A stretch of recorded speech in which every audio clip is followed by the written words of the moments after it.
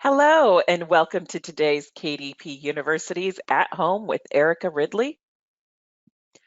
I'm Trisha, and for the past 4.5 years, I've moved around Amazon's books teams, learning the business so I can share it with authors. But we're not here to talk about me. We're here to talk to Erica.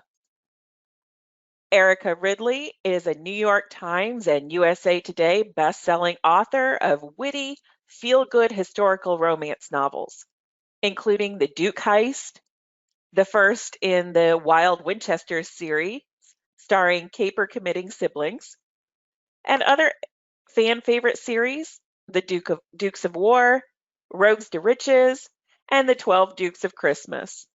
And these feature roguish peers and dashing war heroes amid the splendor and madness of Regency England. She's also penned Gothic love stories and paranormal romance comedies. When not reading or writing romances, Erica can be found riding camels in Africa, ziplining through rainforests in Costa Rica, or getting hopelessly lost in the middle of Budapest. Welcome, Erica. Hi, thank you so much for having me. Absolutely. This is so much fun. All right. So has the COVID that's happening to everyone, is that started sort of put a curb on your ability to travel? Yes, I had travel planned every month this year except October, and it is all canceled. Oh, that's terrible. What, if you don't mind me asking, what have you been doing instead of traveling? Writing.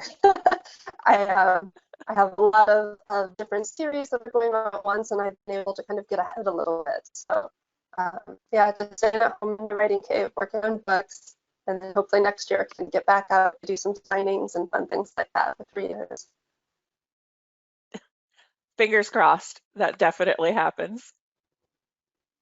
So let's start out by talking about a little background. Can you tell us a little bit about when you decided that being an author was your calling?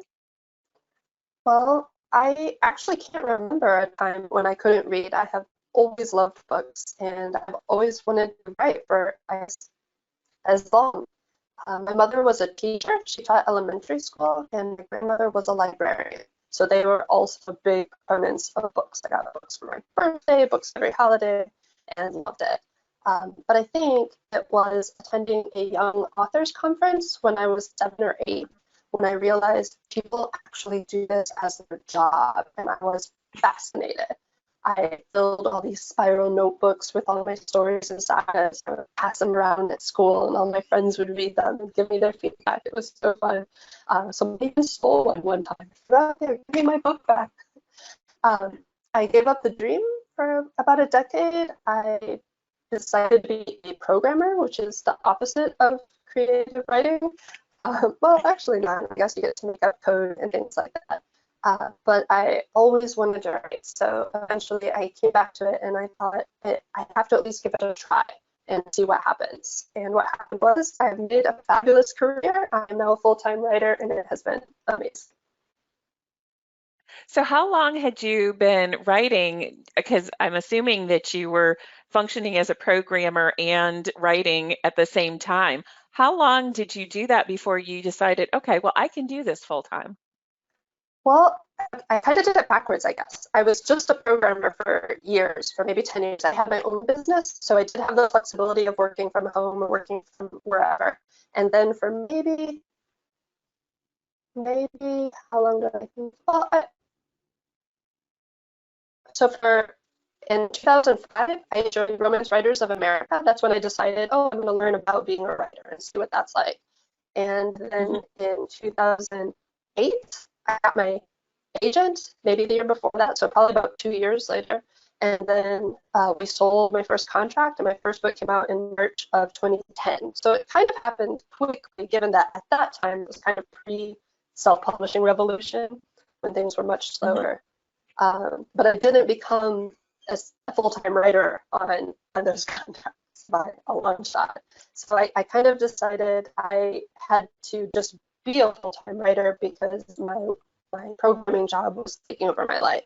And so about that same time, I moved to Costa Rica, which is where I live now, in 2012, and I just went for it. I decided to give myself a year, so kind of like a sabbatical from my own job. and and it was what I could have done. I banked a bunch of books, I wrote them in advance so I could rapid release and start a new series, and it really worked. Nice. Nice. So you mentioned that you're in Costa Rica right now. So, and so you've stayed there and done your writing from Costa Rica. hmm Yeah, I love it. I live in the middle of the rainforest between two volcanoes next to the biggest lake. My husband likes to take his kayak out on the lake while I'm writing, so it's great. Gotcha. Good. So let's talk a little bit about the genre that you write in. So you write romance, but what subgenre specifically? Okay, so I primarily write Regency historical romance, although I have written some romantic, paranormal romantic comedies and also some gothic romance and a few contemporary. So I've written a little bit of everything under the romance genre. What I'm best known for in my longest series are Regency historicals. Gotcha. Gotcha. Why did you choose to write Regency? I think because it was my gateway into romance. I randomly came across a Joanna Lindsay many years ago and all was lost. I immediately had to read every historical romance that was ever written. So when I decided to start writing, it seemed I didn't know at the time that romance was basically the biggest seller of the genre fiction, I think. It's number one. But it seemed viable, and within that, since I had read so much historical romance, it just seemed a natural place to start. Hmm. Gotcha. So I always love asking authors this next question because they're always like, um, they want to pick out favorite characters from other authors, but they always have a hard time picking their favorite character. If you had to pick one favorite character from your books, who would it be? Okay, so you're totally right. It is an impossible question to answer.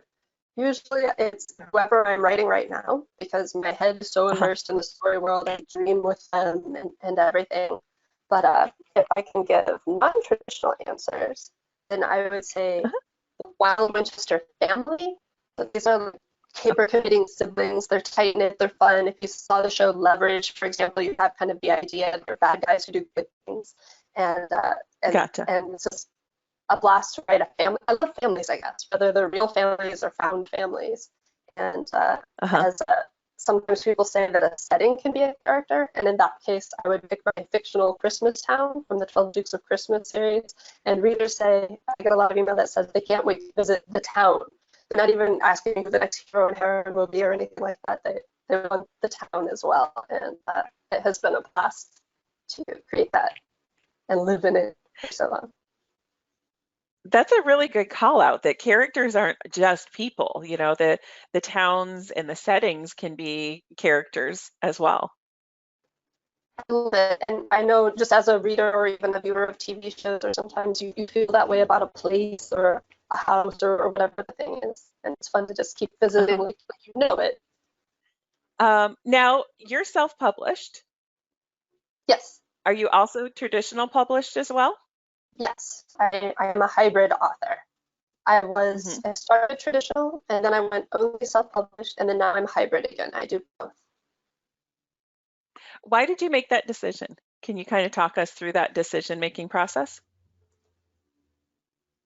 In the beginning, I chose traditional because essentially it was the only choice. I Hmm. was a little bit disillusioned with it. It wasn't what I had hoped it would be. Definitely the money wasn't there, Hmm. and the opportunities. It was very slow. So when I saw people making so much success as self-publishers, I decided to give that a try. And it's not an overnight success scenario, but I did eventually get there and love it. My self-publishing career is definitely the biggest chunk of the pie. But then I have always loved just the idea of walking into a supermarket and seeing my book there, and just traditional publishers still to this day reach a little bit of a different reader. And so I thought Hmm. if I could have my books in both places, then that would kind of be the best of both worlds. And so then late last year, my agent sold a new series to a traditional publisher. So now starting next year, starting in February actually, my new traditional series, that's the Wild Winchester one, will start, and I'll also be self-publishing. So I feel like hopefully the crossover, ideally, readers will be able to find on both places, and the traditional side will funnel into the self-publishing side, and the self-publishing side will funnel into the traditional side. It's a little bit of an experiment. We'll see what happens. Well, good luck with that experiment. But I think that that's a good call out in order to keep growing your business and your process. You need to take a look at what's the best idea at this time. You know, what makes sense for you as an author, and being able to experiment and try new things. Yeah, it's been very exciting. It's a lot of fun, and I'm feeling good about both fronts. I think every time it's even better to be a self-publisher. And I know a lot of people feel the gold rush is over or whatever, but on the other side, I do feel like we have more opportunities now because an industry has built up around self-publishing that didn't exist in the beginning. And also traditional Right. publishers are starting to figure out ebooks and different ways to market and things like that too. So I just think maybe we have with the ebook revolution, maybe we have more readers than ever. So I think it's just an exciting time for everyone. Good call out. So with regard to, let's move into the marketing aspect of it just a little bit. There's a lot of conversation between whether or not enrolling your book in KDP Select, if you're publishing through KDP, makes sense versus being able to go wide, which is being able to publish your ebook on multiple platforms. What do you find works for you? Okay, so my books are wide, but I did try KDP Select, and if you write popular genre fiction, then it can definitely be worth a try, KDP Select. If you do not, certain genres don't make more sense in one or in the other, but either way, you almost always have to experiment, because I know a lot of people who write my same genre who have tried wide and did not have success, and so they're doing better in KDP Select. And then for me and a few of my friends, it was the opposite. But it was worth a try. And if you are going to try, definitely research the things that you can do to maximize the benefits of whichever avenue it is. So like KDP Select has some advertising opportunities that are definitely more impactful if you're all in on the platform.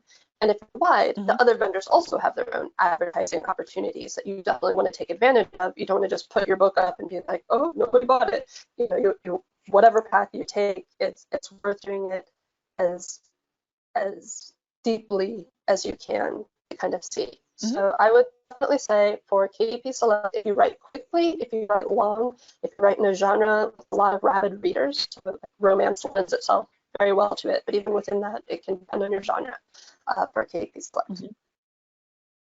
Good. Really good call outs. Thank you for sharing that. Let's kind of keep diving into marketing. I know that we get a lot of requests for marketing information. How do you market? Can you talk us through kind of how you market your content? Sure. So the first thing that I do is I like to be strategic. So before I even start writing, I try to think through what is my plan here? Am I going to make a series? If you can make a series, I definitely recommend it. That's easier to market. Readers want to come back and get more of the same thing now that they know what they're getting. And not just, okay, I'll write a series, but if you can think of a way to make it hooky, have some kind of thing that you can say, oh, well, my series is about this, just one line that you can throw out to somebody. Because if you can't do it, your reader can't either. And you want them to be able to talk over the fence and say, oh, I just read this amazing series, which is about, caper committing siblings or whatever the thing is. And then that puts an image in your head. So kind of a marketing starts before you've written the book. You have to think of, how am I going to market this thing? And if you can't think of it before you've even written it, then this is your chance to fix that and try and see what are your tropes. So tropes are the things that people are expecting in a given genre. So if it's if you're writing a mystery, obviously a trope is that a crime must be committed, right? And so maybe it's the little old lady who's solving the crime. Maybe she has a cat. Maybe there's lots of different things that you can include. But readers who like that particular catnip will buy your book because of it. You don't have to include all of them, but something like that. And so once you have something that you can market, what kind of cover it should have, what kind of teaser images you could do, then I write the book, obviously. And while I'm doing that, I can do a cover reveal, post that on the vendors on your website, definitely set up your email list. That's going to be, in my case, my #1 tool. It is the only way that you can own and control direct access to your fans. And it's great when they follow you on Amazon or BookBub or other places, but you don't get to download their details. You don't even necessarily know how many there are. So your email list is definitely something that you want to do so you can build up excitement for your book before it comes out. You can also run, if you have a pre-order, which you don't have to. I like to in a series. That way I can always put the link to the next book in the back of the previous book. So as soon as they get to the end of book 1, they can just one click and get book 2 right away or pre-order it right away. And you can send out pre-order alerts either through your email list or through a service like BookBub, for example, if you have readers that are following you there. And you also, if you're on social media, you can be posting there. So one thing I like to do, just in general, I have learned in life, you will have more success when you want someone to do something, the easier you can make it for them. So if you give your fans, if you give your readers shareable images, they're more likely to share them. If you give reviewers, description of your book, this series is about this, a log line, something that you can use and riff off of, they're more likely to talk about it and things like that. So you can kind of help yourself have more luck with that kind of situation. I do give out review copies. I also keep an email list of reviewers who have asked for me to let them know whenever there's any review copies. So that really helps too. Then I have just it's a small group of people that I can send it to. Of course, not everyone is going to review every book every time, but it gives you kind of a jumping off point. So if you're just starting your first book, or if you have a bunch of books, I do recommend that because that will snowball over time. Your first book, you only have a few people, and second book, more people have come on, third book, more people have come on, and then it will grow your buzz as that goes on. You can also do paid advertising. I tend to advertise with BookBub or boost a post on Facebook. I do use the keyword and ASIN Amazon ads as well. I think those are the main points. Okay. So let's talk a little bit about your newsletter. How often do you send using your newsletter, and how do you organically grow that newsletter list?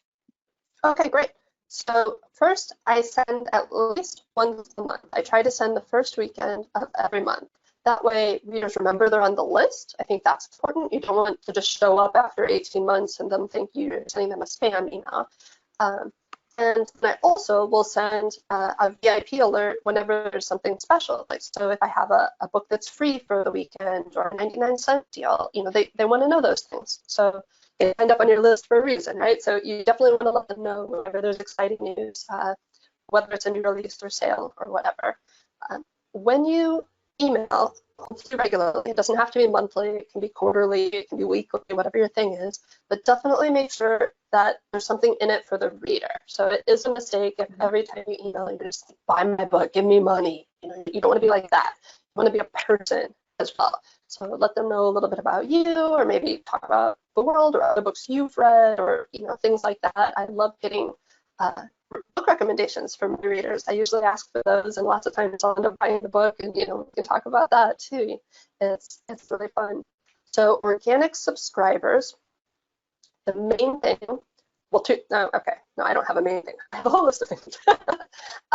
So first, my first recommendation is to have an evergreen link to your sign up page, and what I mean by that is a link that's like your website / newsletter or something like that you can use anywhere in case you change providers later. I've seen a lot of people who use the sign up link provided to them MailerLite or MailChimp or whatever, and they switched later, and then suddenly it's in all their books, and everybody is going to a page that doesn't exist anymore that kind of merged to. So you don't want to do that. But once you have that link, put it everywhere. It is the link in my bio, on all my social media, on Goodreads, on Book Club, everywhere I go. If I do a guest blog post, it's the first thing that's there. So the first thing is just make it easy to find, because if someone has gone through the trouble of going to your Instagram profile page, like they're interested in you, they want to know more. And then secondly, I do include that in the front and back under of all my indie books, and that has made a big difference too. So at the end of the book, I have my link to buy the next book, and I also say if you want to get a free short story in the series or something like that, well, you can't phrase it exactly like that because of the spam laws now from the EU, but you can say, join my newsletter list, and as a special bonus, you'll get whatever your reader magnet is. We call reader magnet. It can be anything. So like if you write books that have recipes in it, it can be recipes. If you write fiction, it can be a second epilogue. It doesn't have to be a whole extra book, although you will get the most readers for that. The advantage is these are people that have already read one of your books. These are fans. And you're catching them at that exact moment when they're the most excited about you and the world that you have built. Why do I also have it in the front matter then? That is because then it's there in the link side on the Amazon page. So if you're on the fence about buying my book, or maybe you don't have the money today and you don't want to forget later, but if you see, oh, I can sign up on the email list and then I can know if this book goes on sale, or things like that, then you can still kind of come into my world and I can talk to you about books and give you different opportunities. And on my email list, for example, when you sign up, there is an autoresponder that does give free content. So everyone who signs up gives something. And I think it is important that they feel right away that there's a value to being on the list. Good call outs. Really good call outs. I hadn't heard the one about putting it in the front, but it makes sense because if you put that link in the front, it does show up on the look inside feature and you will get more exposure. Excellent call out. All right. So you were talking a little bit as we were talking through marketing, you also alluded to at the start of your marketing, you plan out your book or your series. So that leads me to my next question. Are you someone who plots out the entire book, or you kind of fly by the seat of the pants when you're writing? I'm definitely a plotter now. I started out just as a fly by the seat of my pants person, but I have discovered that it's easier to work out problems in advance. So I can see the plot holes in advance. I can make sure things intersect. It gives me more, it sounds funny to the people who fly by the seat of their pants, but it actually gives me more creative control up front to be able to interweave the plot lines. That said, every story is different. Characters can and do surprise you, and sometimes I end up, deleting a subplot or adding a new one or moving scenes around or whatever. So I think of it a little bit like jazz, right? You've got that bass line, you know what's coming, but you can have your own melody on top. Gotcha. Really good call outs. Yeah. So what does your day look like? Are you somebody that sits down from a certain time and, that's your sacred writing time and nobody disturbs that, or do you write intermittently? What does that look like? Well, I have tried all the things, that's basically me. Experiment with everything, find out what works for you. What I have discovered works for me is writing is my priority, so I have to do it first, no matter what else is on my list. So even if it's something that is important, send a newsletter or whatever the thing is, if I start the to-do list too early, then suddenly it's nightfall and I haven't gotten my words in. So I definitely sit down and write first thing, particularly when I'm in the midst of a book. I have a certain number of words, or in my case, I like to write a scene every day. So sometimes I'm done at 1 o'clock in the afternoon. Sometimes it's hard and I'm done at 6 o'clock. but at least I got the main thing done and I know that I made progress. And so then anything else is kind of gravy that comes after. Gotcha. Now, let's talk a little bit about the business aspect of it. Do you handle all of the business? I know as an indie publisher, frequently it's a one-person show to start, and then you start building out your team. So what does that look like for you? Well, I definitely have a team. So I use I use about 3 editors on every book. I have a developmental editor, and then a copy editor slash beta reader, and then a proofreader. And then depending on the book, I also will use a sensitivity reader. So like right now, I have a deaf side character, the father of my heroine in one of the books is deaf, and so I've hired a sensitivity reader, which I do think is very important if you ever write something that's not you and you want to make sure you don't accidentally cause harm, build time into your process so that you can do that.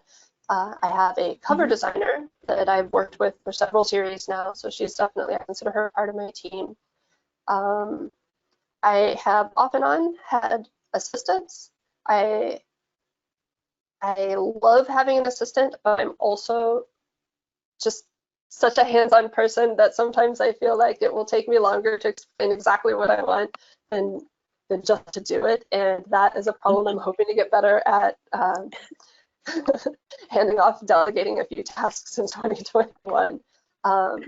My husband actually helps with some things as well. He kind of monitors my social media, and he doesn't respond for me or anything like that. I read all my emails and I respond to all my social media, but he'll let me know when something comes up, because otherwise I'll be stuck in a book for 3 weeks without coming up for air, and then I'll have missed all these Instagram stories because they expire after 24 hours, and I won't know that it ever happened. I'll never even get to see what you said. And, so he's been very helpful with that as well. Good. That's a really good call out, the timeliness of responding to certain things like emails and social media. So having somebody, even if it's a family member, be able to vet things for you and say, hey, this really needs your attention now, I think is a good call out. Yeah, especially if, I mean, I just think writing and being your own publisher is so cyclical. While you're writing the book, that might be the only thing you do for, a month, 6 months, whatever. But then when you're in the marketing phase, then maybe now you're connected more online every day and it's easier. But so I just try not to forget when I'm in one mode. So to that point, can you talk about one thing that you wish people understood about either writing or self-publishing? I wish more people, and I get a lot of unrealistic expectation questions. So I feel like there's a lot of misinformation out there. I don't know, but I feel like a lot of people think either it's a get-rich-quick scheme, or that you're going to be a starving artist. There's no point even trying because you're going to be sitting out by the side of the road with your cardboard sign, "I'm a writer, please feed me," or something like that. And it's a job like any other, except, I mean, it's awesome, but you get out of it what you put into it. So you can definitely be successful, but you shouldn't think that if you start on Friday, you're going to be a bestseller millionaire on Saturday either. So, it's kind of both things. So I would say for those of you who are like, oh, I can never do that, take heart. You absolutely can. You can make a living wage at this. But for those of you who think, okay, I'm going to quit my day job tomorrow and I'm going to make 6 figures the next day, also not that. So. Good. So setting realistic expectations and building out a plan just like you would for any other business. That's Any other I think an business, yeah. excellent call out. Good. And I think the other part of it, and you've talked a little bit about, but educating yourself on the process as well. So, making sure that you're learning about the different avenues, just like you're talking about the different marketing things that are working for you, having that learning and that avenue available. But now, with regard to your support team we talked about, but you also have other authors that you interact with as well, correct? Absolutely. And actually going on what you were just saying about educating yourself, I think it is super important to have kind of a hive, have the people that you can talk to, people, that you trust, you would share anything with, and you know that they would do the same thing for you. When you're just starting out, usually these are like critique partners, someone that you would exchange a manuscript with that's going to give you feedback and things like that. And then oftentimes you'll grow together. So some of my closest writing friends today, I met within months of us deciding to start writing and taking it seriously. And over time, our careers have exploded, but it's because we help each other as well. Another word you'll hear tossed around is a mastermind. So lots of times authors will get together in what's called a mastermind, which is kind of a next level thing like that. So maybe you'll all work on Facebook ads, or maybe someone will do this and someone will do that, and you'll share screenshots and strategies and tools that you're using and things like that. And you can get a better idea of what's going on in the industry when you're plugged in a little more. There are also several Facebook groups for self-published authors that can share a ton of information as well. You can kind of curate that depending on where you are in your career. Some are aimed more at new authors, and so we'll have a lot more of newbie questions, which if that's where you are is exactly the kind of answer you're looking for. And then as you grow, you'll find other groups that will share kind of next level stuff. I also am a member of professional writing organizations. There's lots that are out there. I mentioned Romance Writers of America. There's also Novelos Inc. I'm a member of that, but that's once you have published. You have to have published at least 2 books, and there's some other criteria. And there's many others for science fiction, for young adult, for basically any genre or any type of writing that's out there. So those can also be great jumping off points for finding whatever it is that you would like to learn more about. Awesome. Thank you for sharing that. Now, you have the 12 Dukes of Christmas series. You have a new book, either it just came out or it's coming out, The Dawn of with a Duke. Yeah, it's coming out on Friday. Congrats, So, tomorrow. yeah. Oh, wow. Yeah, it's coming out tomorrow. Or tonight, actually, right? Because it starts coming out depending on time zone. So I think it launches in 7 hours somewhere. So. Oh, wow. Congratulations. That's awesome. You want to talk a little bit about the book? Sure. So this series has been such a blast for me and for readers because Christmas, as I mentioned, is a fictional town the series takes place in, and it's called the 12 Dukes of Christmas. So while there is a duke in every book, they're not always human. So past dukes have been a cat, a horse, a constellation. So it's kind of an in-joke. It's just really fun. So readers love to read and see who's going to be the duke in this book. He is occasionally an actual duke, but he is often not. So it's a lot of fun. So Dawn with the Duke is the daughter of a duke is going from London to the very north of England, where my year-round Yuletide Christmas village lives, and a blizzard hits. So she's stuck in an inn, and her maid falls ill. So the maid is off in the sick room, and she's by herself in this tiny little room in this tiny little inn, and she can't unbutton her own buttons because now she doesn't have help, right?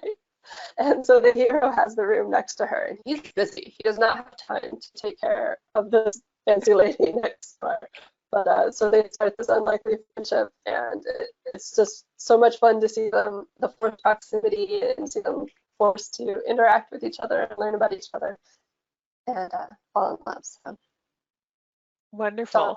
And the trope, making just changing up who's the Duke in each of those really helps the intrigue and helps the readers keep coming back. Yeah, it's been a lot of fun. I just got an early review earlier this week for this book, and someone said, "Oh, I wasn't going to read this series because I was like, oh, there's too many dukes in Regency romance," and then I realized they're not all human. So now I'm going to read the whole series. So that's kind of fun. Nice. Awesome. Well, so it's coming out tomorrow. Can you talk a little bit about what the week of launch actually looks like for you? Sure. So I create a lot of shareable images. So I've been doing kind of a countdown post. So 1 month out, 2 weeks out, 1 week, and then 3, 2, 1 launch day. And then for each of those, I include a different snippet, so an excerpt from the book. So on Facebook, for example, it can be a little bit longer. I can show, a scene, maybe it's a kissing scene, or maybe it's the scene where they first meet or something like that. And on Twitter, obviously, you have a finite number of characters, so you have to be really judicious on what your little quote's going to be. But that's kind of fun too, just to give a different flavor every time. While I do think it is useful, and I do also share like the actual blurb, the back cover copy that will appear in the book, you don't want to only share that every time, because if someone's on the fence, seeing the exact same text every single time is not going to convince them.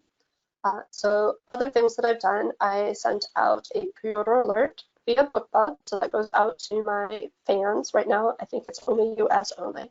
And then I also send out an email to my VIP list, that's my newsletter, and I blog about it. And I think this is important. I do excerpts from the book leading up to launch day on my blog, and of course you have your cover and your bio links and things like that, but you can link your blog to Amazon, your author central page, you can link it to Goodreads, your author page there, and you can kind of syndicate that content. So you don't have to create an extra post, you don't have to log into Goodreads every time and update it, because it will automatically have that information there for readers. So anyone who's following you on the platform of their choice can get that update as well. I will also probably do some paid ads. Well, I do have one book. I do paid ads through BookBub for sure every time. They are, in my opinion, one of the most powerful ways of really targeting and reaching readers that you know for a fact this reader loves your kind of book, or even you can target yourself as a follower.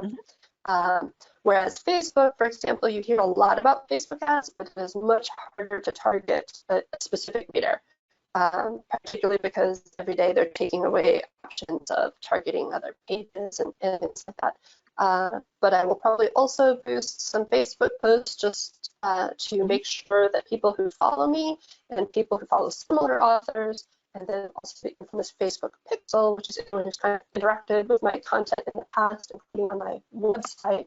And you can also link it to your newsletter and have Facebook show your post to people who are on your newsletter list if they use the same email address in Facebook. Why would you do that if you're going to send out a newsletter anyway? It is because not everyone reads all newsletters that come into their inbox. Right. So it just gives you another way to reach the same person. And also don't always immediately do the thing, right? Like you've read an email and you're like, oh yeah, I'm definitely going to do that. 6 months goes by, nothing. But you just want to make sure you're in front of the people who are most likely to want to know about your book.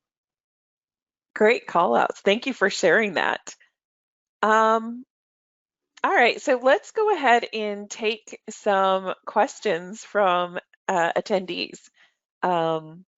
Let's see, Laura wants to know, did you have any knowledge or plan in marketing when you first started publishing? So yes, actually my degree is in business and marketing, so I had some like general marketing knowledge, although I will say books is a completely different animal in many ways, but from a strategy perspective, that was kind of what started me thinking about the book as a product, which actually as a business you have to. You don't, as a business is the key point, because you can just write whatever you want and put it up. If making money off of it is not your goal, that's perfectly valid. Feel free to do that. But if you do want to live off of this income, then you are going to have to make some strategic choices. So the more marketable you can make your idea before you start, the easier you'll make it on yourself as you go on. So it can be something as small as having an easy series hashtag that you share with all your media and things like that. So the question was whether I had ideas before I started. And yes. Right, when you were just getting started. I think you did a good job of answering that and giving a little bit of background on it. So, Melanie wants to know, do you send out advanced reader copies? And if so, do you send them electronically, and how do you secure them? Okay, so I definitely do. I consider advanced reader copies an important part of my launch process of spreading buzz about the book. And I do distribute them electronically. So when something is digital, just being completely honest, there is no risk-free way of providing electronic anything. So if someone tells you there's not, there's always a way. If someone wants to pirate something hard enough, then they can find a way. But there are ways that you can kind of do your best to mitigate that.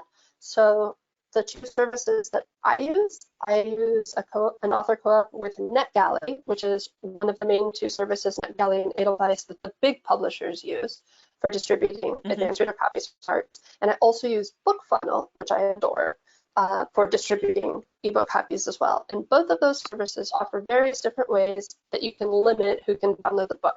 But this is what I'm saying. Once someone has downloaded the book, it's kind of out of your control a little bit, but you can Mhm. control who can download the book. So both places will let you either pre-approve, or like in the case in both NetGalley and BookBundle, you can upload a list of emails and only people with those emails can get that book and things like that. So it's kind of honor system as long as the people that you are sharing with are people that you trust, not to strip the DRM or digital rights management off your book and publish it, then Right. you're as safe as it can be.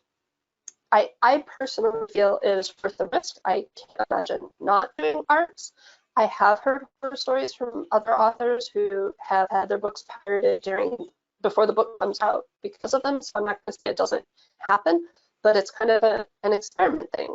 And it may depend on where you are in your career as well. If you're trying to build a career, if you don't really have a platform yet, then just being completely realistic, you're probably not going to decimate your sales by having digital arts. So I would think you may be better off, but totally up to you, and definitely experiment with it and see. Good call outs. How did you build up your list of individuals you send advanced reader copies to?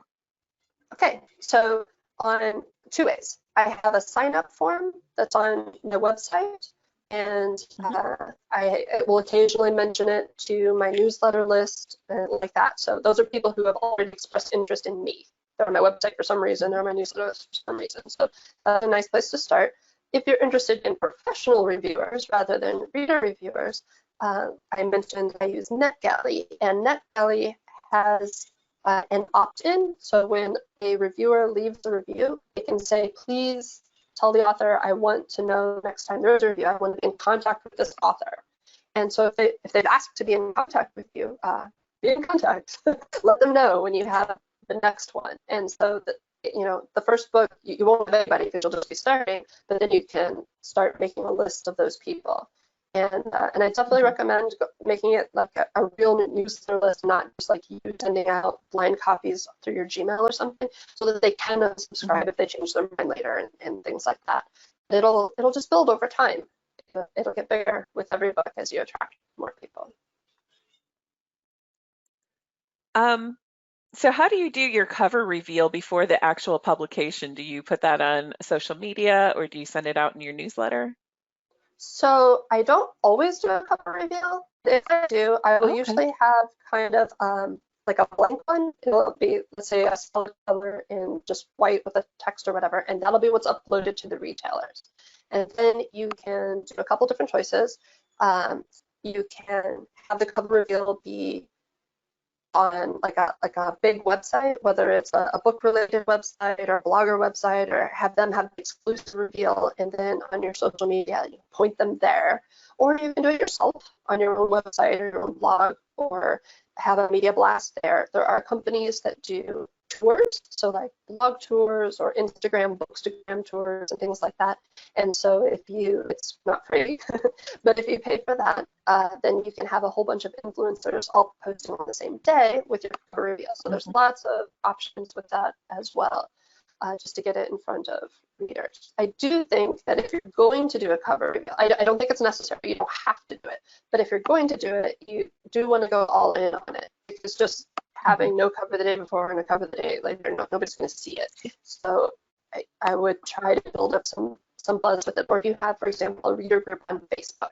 I have one, it's called Erica Ridley's Historical Romance Book Club, and it's got, a smaller subset of readers there, but they're very engaged, they're very interested, and so like that's the kind of thing that they would want to see. So if you can build a community somewhere, or if someone else has one, um, then you can visit someone else's and kind of point people there for the big reveal.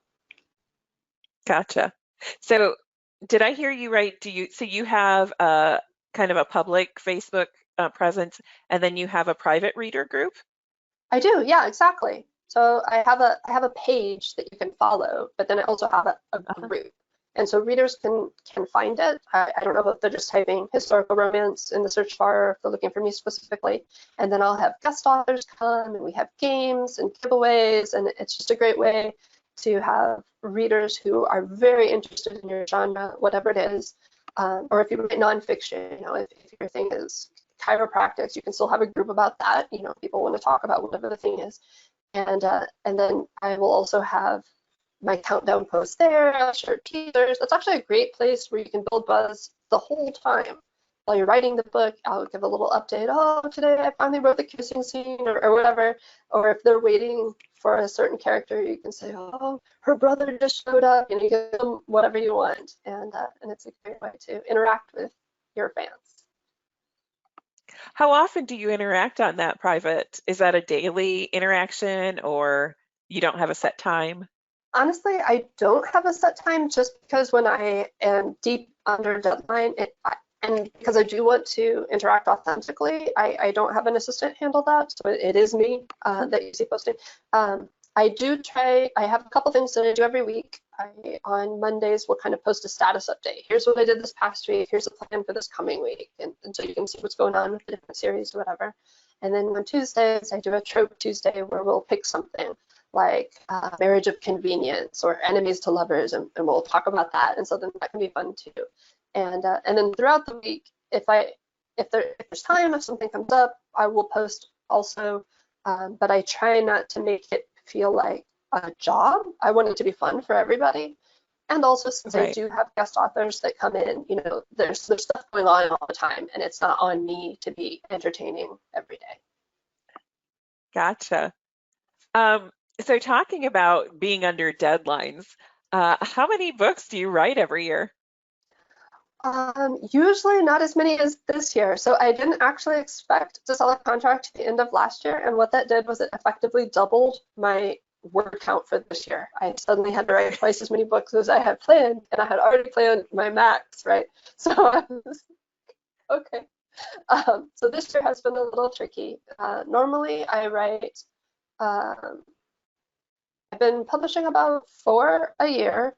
My books are a little bit shorter than they were when I was writing exclusively traditionally. And that's another great flexible thing about indie. Your book can be as long or short as you want it to be. So of my shorter books, I had been publishing about 4 every year. When I first started, I was doing one every 3 months, and that was really great for building momentum and for people to get used to seeing your name, like you were always coming up. There are people who do much faster, somehow can write a book every couple weeks. And I dream, I'm hoping I can get faster. For me, that's my comfort level. Okay. So how do you keep yourself motivated? Well, this goes back to the marketing thing and the hook. Like, you have to hook yourself first. So if you don't have, Uh-huh. so when I'm sitting around, when I'm plotting a book, I have a list of things that like, what is going to make me excited to write this book? And that's not a hypothetical question. Like, literally, I write that down. I can't wait for the scene with this. I can't wait for the part with that. And then, so I'm always looking forward to something with anticipation as I'm writing as well. Um, Dr. Jennifer Lynn Barnes is one of the world's foremost experts in the science and psychology of story, and she gives some Uh-huh. amazing workshops. She has a TED Talk, so you can Google her if you like.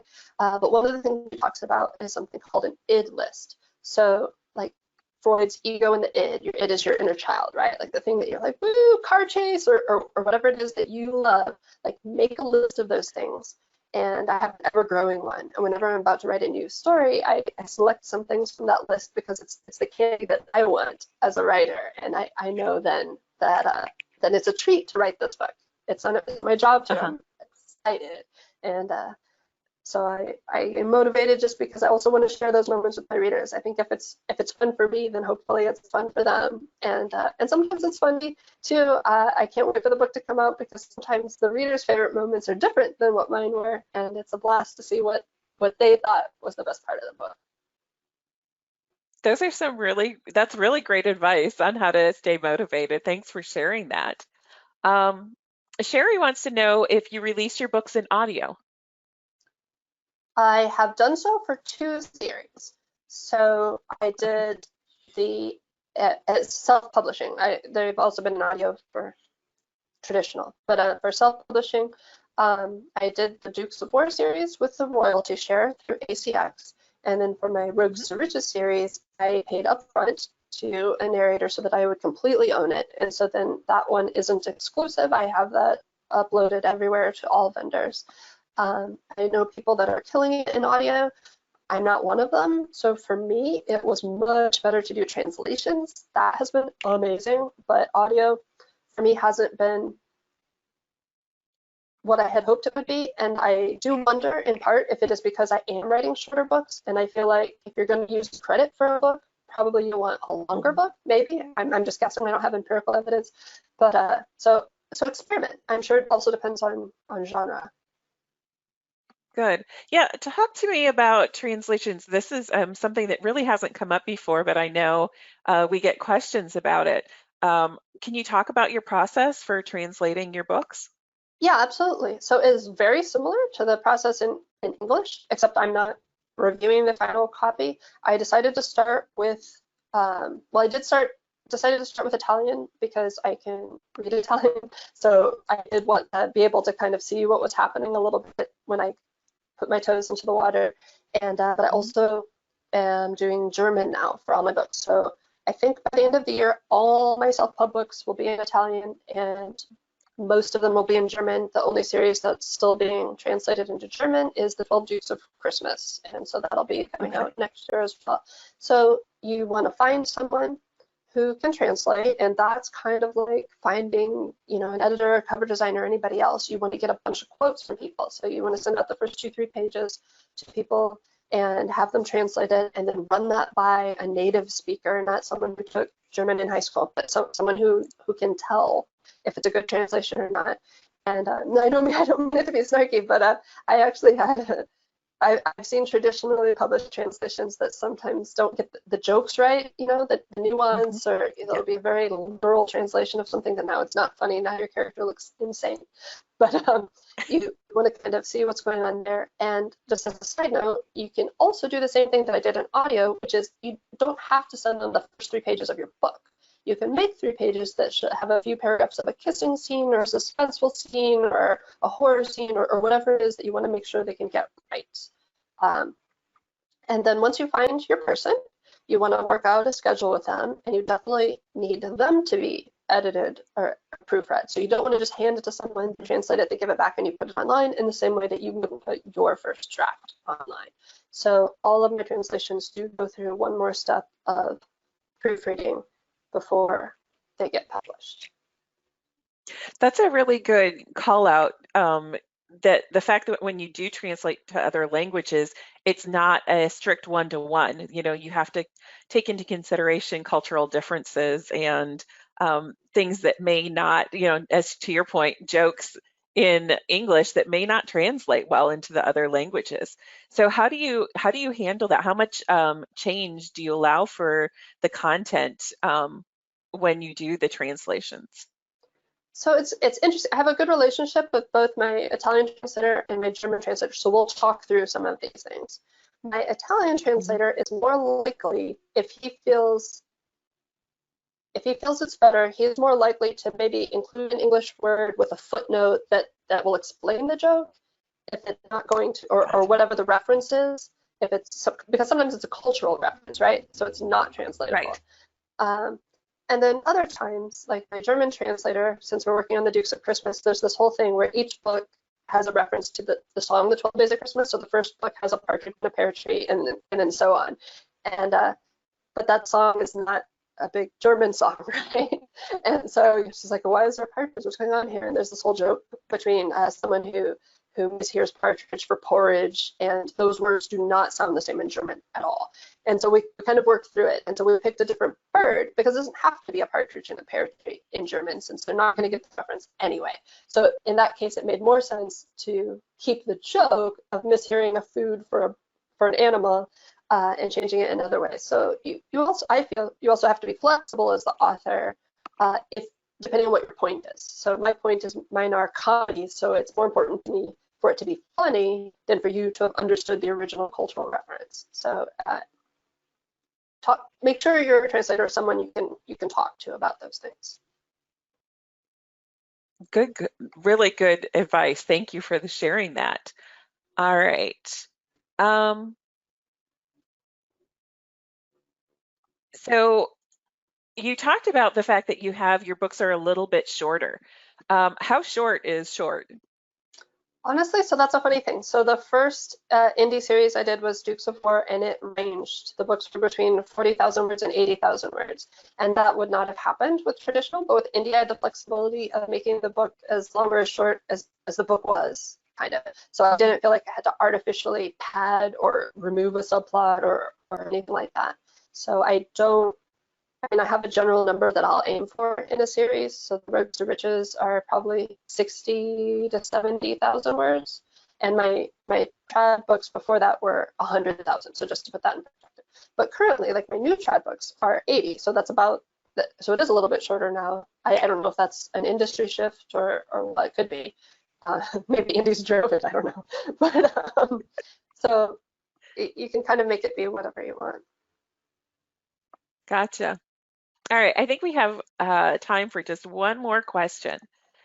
So we've talked about a lot of different marketing plans and a lot of different techniques that you use.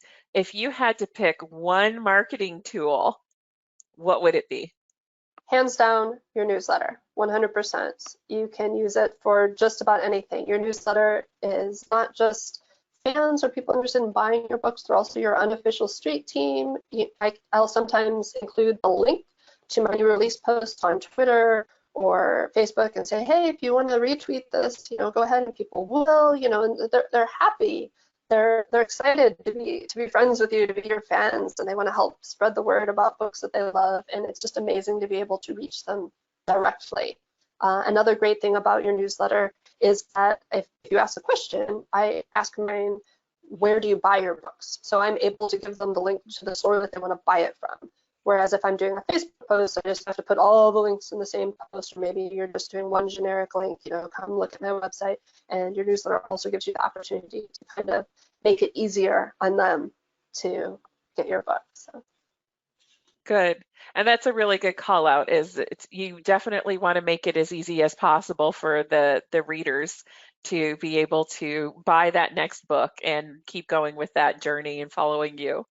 So thank you so much for all the amazing information that you shared with us today. We really appreciate it. oh, you're so welcome. This has been so fun. All right. So thank you all for joining us. And as always, happy publishing.